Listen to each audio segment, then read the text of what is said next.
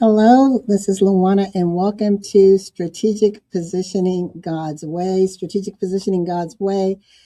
I am excited to be joining you here on Ash Wednesday as well as Black History Month. And today we are going to be talking about crossing boundaries, the legacy of Queen Sheba. And I was praying about what would be a great kind of pause as we're celebrating Black History Month. And what are some biblical lessons that we can learn from a woman who was of Cushite descent, considered Nubian, from Sheba, so her lineage having an African heritage? What lessons could we learn from this biblical figure and her boldness when she elected to approach King Solomon? And we talk about women today are in the position to really radicalize shifts in our society, through our community, our nations. We are positioned like no other time before to be a voice of reason, a voice of change, a voice of community. But it requires a certain level of boldness. We can't stay in our box and just hope things will happen. We can't just stand on the shoreline looking, having a vision of what could be, or maybe even having an inkling of curiosity, but not willing to dip our feet in the water. And Queen of Sheba took a very, very bold approach. I mean, this is a woman who was from also a very powerful nation, a ruler of a very powerful nation. They were powerful in commerce and trade. And she approached King Solomon, who was the king of Israel, and had political power and religious power. And they weren't what I would call necessarily allies, but they coexisted during that point in time in history as power seats, right, in their place in the world. And to relate that back to us, especially women of color, whether we are from different ethnic backgrounds, uh, nationalities, we have our different seats of power that when we come together collectively can again be catalysts for change, catalysts for enlightenment, catalysts for bridge building. And so I want to take the story of the Queen of Sheba, and I'm coming from Kings. I'll put this up here, Kings 10, 1 through 13. And I'm gonna read this to you, and we're gonna dissect it a little bit. And if we have time, we may go into Second Chronicles. But right now, we're just gonna sit into her visit with King Solomon. And sometimes you may find yourself in a position where God is prompting you to go and do something, and you're a little concerned because now you have to navigate perhaps gender biases, cultural biases, racial biases and prejudices and discriminations. And it's like, how do I do this? How do I step into a place where I am very different and I'm going to command an audience? So let's dissect this a little bit.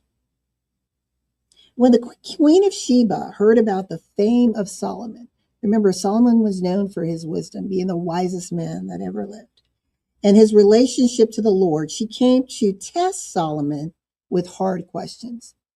So she heard about this.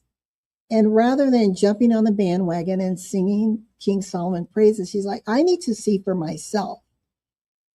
I need to validate for myself. Is he who everyone is proclaiming him to be? And I'm going to do so by making sure that I'm coming prepared with certain questions. So think about that. When we are looking to create relationship or dialogue or discourse with someone, we don't want to just go about it haphazardly or willy-nilly. We want to be prepared. So this specifically says she came to test Solomon with hard questions, meaning she had given some clear thought. strategically mapping out the questions that she wanted to ask. So she had intention behind her actions. So when we think about, again, building relationships, being bridge builders, seeking to understand, are we doing so with intentionality, or are we just kind of, flying by the seat of our pants and seeing what sticks? It then says, verse 2, arriving at Jerusalem with a very great caravan, with camels carrying spices, large quantities of gold, and precious stones, she came to Solomon and talked with him about all that she had on her mind. Now, I want to stop right there because, again, it says she came bringing something. She came bringing gifts. And when we think about culturally, it is a good etiquette, if you will, to when you're going to someone's home, going to meet someone for the first time, right? You have a purpose to bring something, to come bearing gifts of sorts. You would never think of going to another nation without bringing something. Our diplomats still do that today. We may have come up in households that where we've been told, don't go to someone's house empty-handed. Bring them something. Bring them flowers. Bring them a plant. Bring some dessert. Bring something, right? And that's symbolic of respect. So again, this is a great nation coming to a great nation, and it says, she arrived at Jerusalem with a very great caravan, with camels carrying spices, large quantities of gold, precious stones. And remember, I said they were a wealth capital. She came to Solomon and talked with him about all that she had on her mind. So this tells you this wasn't just I'm popping in, I'm popping out. She was probably there for several days, maybe weeks, maybe even months at a time. We don't know how long she was there, but she was there for some deep conversation, some dialogue, possibly even debating back and forth. Solomon answered all her questions. Nothing was too hard for the king to explain to her. I want to pause right there because there was recently on the news, and I'm going to leave this political official nameless, but he was challenged about one of his beliefs, and he could not answer. And the member of the House of Representatives, the Senate committee rather, was telling him, you're bringing something to the table, but you should be able to answer what it is that you say that you stand for. You should be able to clearly articulate this thing that you say that you believe in. But here with Queen of Sheba, when she spoke to the king, it said that he answered all her questions and nothing was too hard for him to explain to her. So again, it's not just, I'm not just answering, but I'm certain when it says explain that she was doing some probing, right? So I don't know how many of you just have sat in this, but there's a lot of layers when it comes to communicating, leadership, negotiation, right? Leveraging. When the Queen of Sheba saw all the wisdom of Solomon in the palace he had built, the food on his table, the seating of his officials, the attending servants in their robes, his cupbearers, and the burnt offerings he made at the temple of the Lord, she was overwhelmed. So there was just a beautiful display of pageantry around him and how he lived. And it overwhelmed her. Again, this is her first time being there. She said to the king, the report I heard in my own country, because sometimes we hear things about another person, another community, another situation, right? We hear these reports, these murmurs, the gossiping, and we draw conclusions. And those conclusions may be right or they could be wrong, right? Because we're not getting it straight from the source. We're getting it from someone's experience, someone's touch point in their interpretation or translation. And depending on how far removed they are from the original source, we may not be getting the full extent of the story. And she said to the king, the report I heard in my own country about your achievements and your wisdom is true. So she had to verify. She heard it. It sounded good, but she was probably thinking, maybe a little bit too good to be true. And now as that businesswoman, that entrepreneur, out there, or maybe even you're in corporate, and you hear your reputation precedes you, right? People may hear about you, or they may see certain things on social media, and they want to verify, right? They want to, they want to confirm and verify that you are who you say you are. And we shouldn't be offended by that. But some people, they get offended. How dare they ask me about myself, about what I've done? But King Solomon didn't take offense. Obviously, if they had this great conversation and discourse and probably debate and explanations going back and forth, that he was welcoming and accepting of it.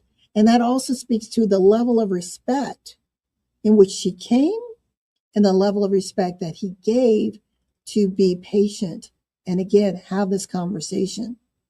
Have there ever been times where people want to verify who you are and who you say you are in your business, and you may feel yourself getting a little ruffled, right?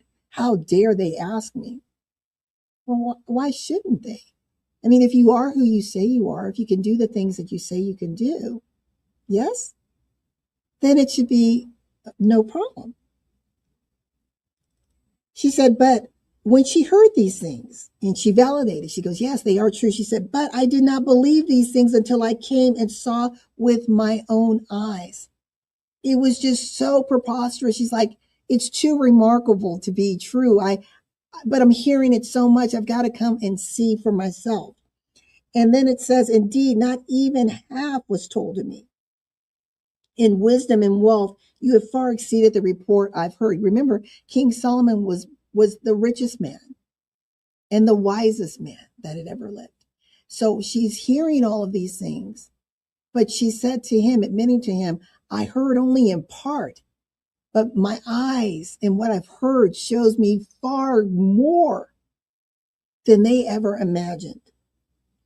And she said, you have far exceeded the report that I heard. Now think about that someone comes and they vet you. She's vetting him basically. And they look and they think, wow, you are far more than what I heard. Not only are you who they say you are, but you are far more. You are above and beyond my wildest expectations.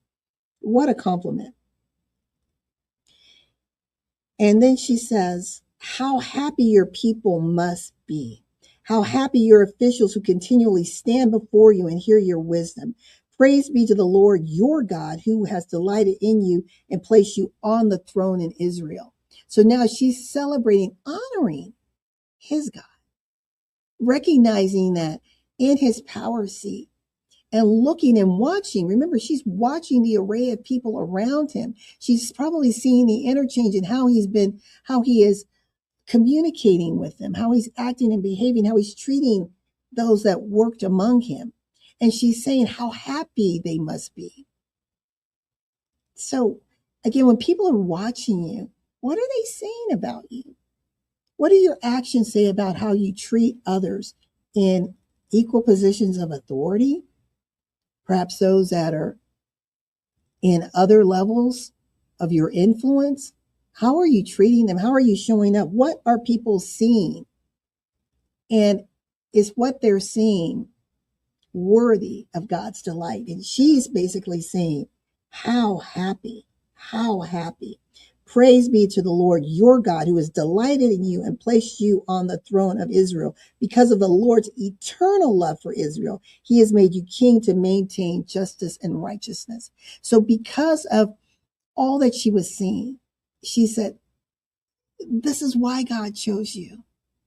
Because of your heart, because of your passion, because of your actions, because of your diligence, because of your commitment to God, your service to God and to those around you. That is why he delights in you. And she gave the king 120 talents of gold, large quantities of spices and precious stones. Never again were so many spices brought in as those the Queen of Sheba gave to King Solomon. So keep in mind, there at that time, a lot of nations are going back and forth, seeing the king. They're having conversations, and many nations are bringing gifts. But they said the quantity, the amount, the quality of that she brought him, there had never been any and none since given to that magnitude. So that tells you strategically she went there again with something on her mind, with needing to verify, but she also had her own questions, which whatever they were, that she needed to have answers to. But she also had the foresight to say, you know what? I am going to come not bearing meager gifts, but I'm going to bring the king the best that my kingdom has to offer. I want to honor him. And we have to think about when we're doing business one with another, do we think about honoring that business relationship, honoring that partnership? How do we show up at the table? Or are we looking at what can I get, me, I want. But we're not thinking even before we ask, how can we be a gift to the one that we seek a gift from? And in her case, she wanted knowledge. She wanted to sponge off of King Solomon's wisdom. We'll be back in a moment while we're going to take a quick break, and we're going to talk a little bit more about this delightful and empowering visit of Queen of Sheba with King Solomon.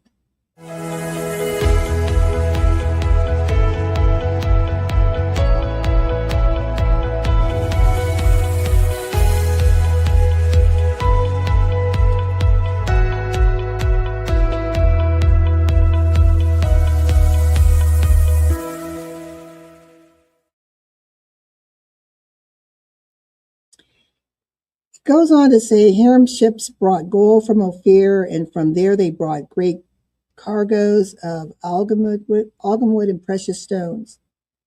The king used almug wood to make supports for the temple of the Lord and for the royal palace, and to make harps and lyres for the musicians. So much algam wood has never been imported or seen since that day. I mean, think about that. So Sheba was known again as a very wealthy nation for its gems, for its commerce. Israel for its political dominance and religious dominance. King Solomon gave the Queen of Sheba all she desired and asked for. We're now in verse 13. Besides what he had given her out of his royal bounty. Then she left and returned with her retinue to her own country. So listen to that. Not only did she get the wisdom and knowledge, but obviously she asked for something else. So he gave her that. He gave her all that she asked for. Then he went into his own, right? His own treasury, his own bounty, his own stuff and things, and gave to her. I want you to just sit in that for a moment. You know, we're here talking about crossing boundaries, the legacy of Queen of Sheba. And let's package this a little bit. There are times when we're going to have conversations. We're going to have to go places where it's different, where people are different, attitudes are different, culture is different. And we have to be able to cross those boundaries in a way that allows our presence to be seen, to be heard, and to be accepted. So she was able to, as I mentioned earlier, cross those cultural boundaries, those national boundaries, and those gender boundaries. She came peer to peer, but in a way of respect, bringing him the best that her country had to offer. And I want you to think about when you're thinking about building business relationships or going into an area that you haven't been before, and you're wondering, how do I navigate this? Well, let's first remember she was very strategic. And she was intentional. She knew why she wanted to go to vet him, but she also had questions of her own. And she made sure that she packaged it, that she was prepared. And then she said, well, I can't just show up empty-handed. I have to go with something of honor. So in this day and age, do you think about how do you honor those who you do business with? How do you show up? Do you show up empty-handed?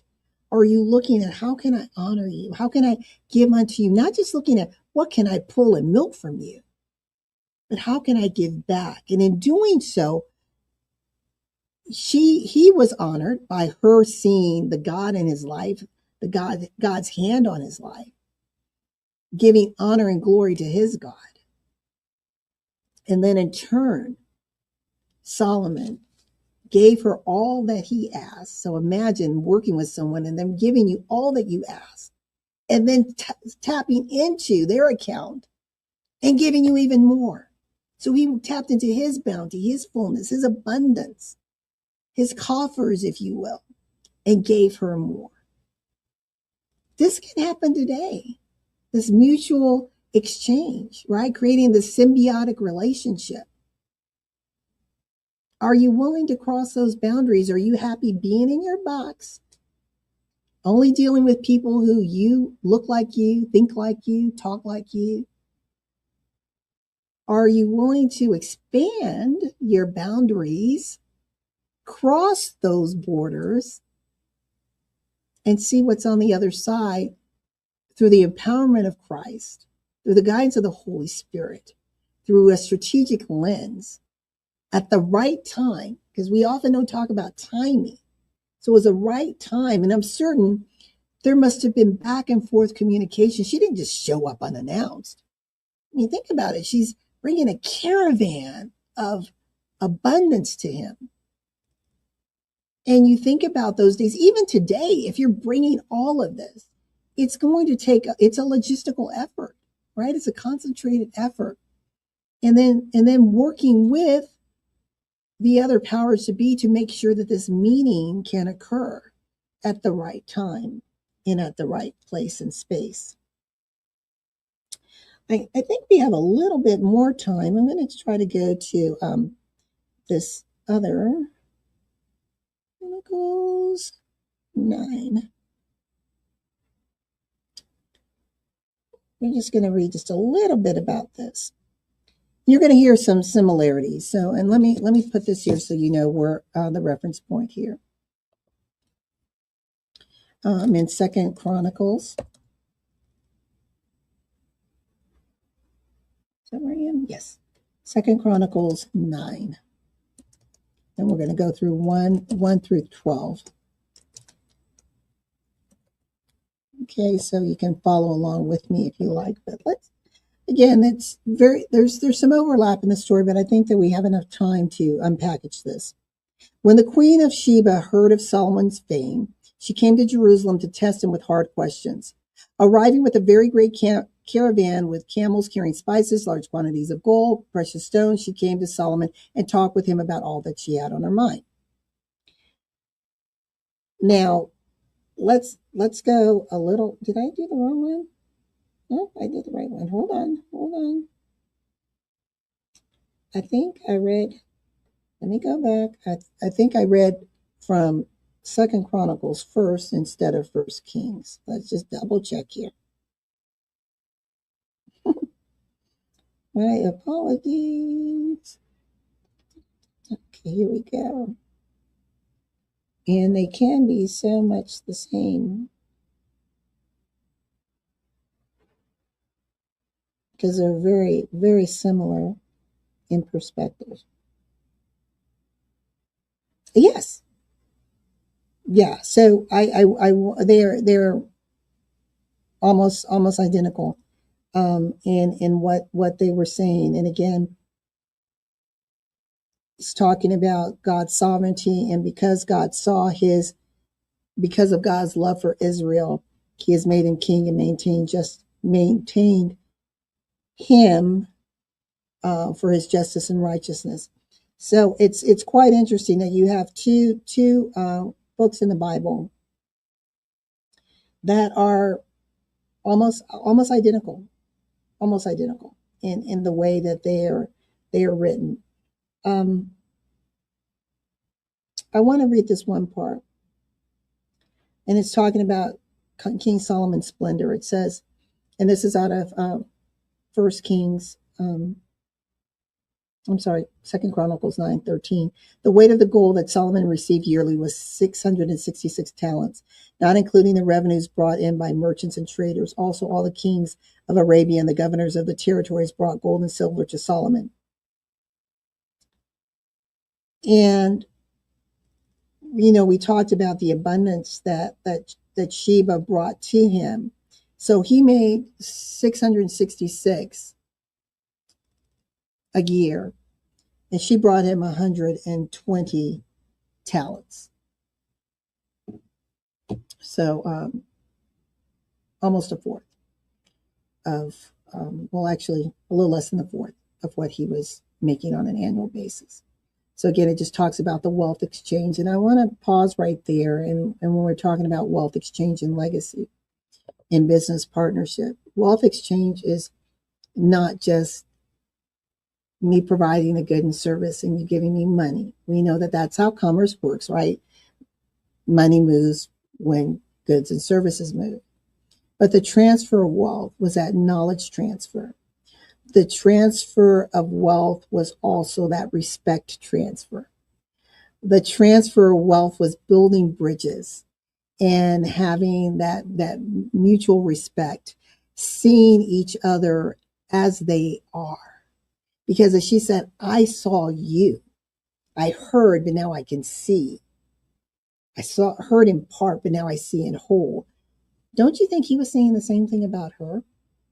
Don't you think he also did his homework to find out who she was? And when he saw that she came boldly, without hesitation, as a female from another country into his power seat of political dominance and religious presence, and came with confidence, don't you think that he also had a level of admiration for her?